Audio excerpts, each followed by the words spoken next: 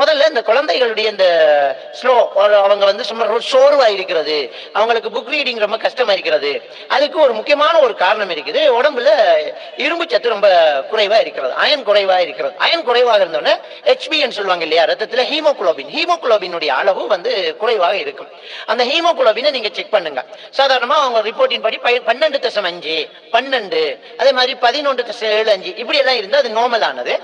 சாதாரணமா 12.5 நார்மல் ஆனது. அதுல இருந்து ரொம்ப ஸ்லோவா 9, 7 அப்படி என்று கீழே வரும்போது அது வந்து என்ன செய்யுதுன்னு சொன்னா, ஹீமோகுளோபின் குறைவா இருந்தா சோர்வு தன்மை அதிகமா இருக்கும்.